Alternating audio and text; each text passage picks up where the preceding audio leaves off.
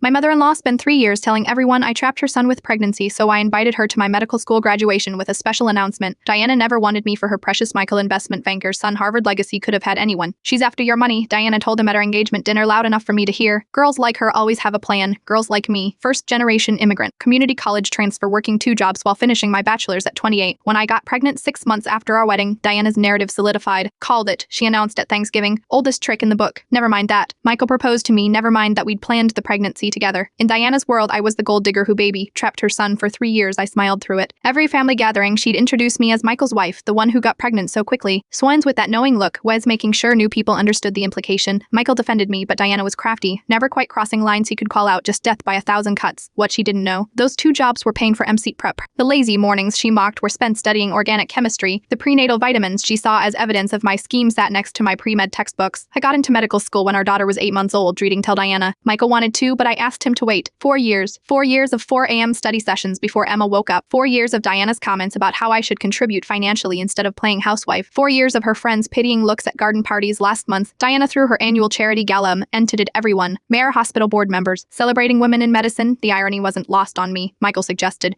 We skip it, I said. Absolutely not. Wore my cap and gown under my coat. Had my diploma in my purse. Waited until Diana's speech about supporting women in Slend. Speaking of women in medicine, I stood up, removing my coat. I wanted to share some news. 300 people turned to stare. Diana's smile froze. I graduated from medical school yesterday, magna cum laude. I'll be starting my residency at Johns Hopkins next month, pediatric surgery. The room erupted in applause. Diana's friends, the ones who'd whispered about me for years, looked stunned. But wait, I continued, pulling out a second envelope. Here is more. Michael didn't know about this part. I've been accepted to the Harvard Medical Research Fellowship, fully funded. They were particularly impressed by my thesis on pediatric cardiac interventions. Diana's Harvard, the one she named, dropped constantly. I wanted to thank my mother-in-law, I said, looking directly at her. Diana, your constant reminder that I needed to prove myself and contribute really motivated me. Every time you introduced me as the woman who trapped your son, it pushed me to study harder. Someone started slow clapping. Others joined. Oh, and Diana, about me trapping Michael? I smiled sweetly. I was already accepted to medical school when we met. I just deferred enrollment because I fell in love with your son. Isn't that romantic? Michael stood up, tears in his eyes, kissed me in front of everyone. Diana, she left her own gala early, complained of a headache. Her friends still talk about that night, how inspiring it was. How wonderful that Diana's daughter-in-law became a doctor. Diana doesn't correct them anymore. Hard to maintain the gold digger narrative when I'll be making more than Michael in 5 years. Last week, she introduced me as Dr. Sarah at a restaurant. Progress. Sometimes the best revenge isn't a confrontation. It's becoming everything they said you'd never be.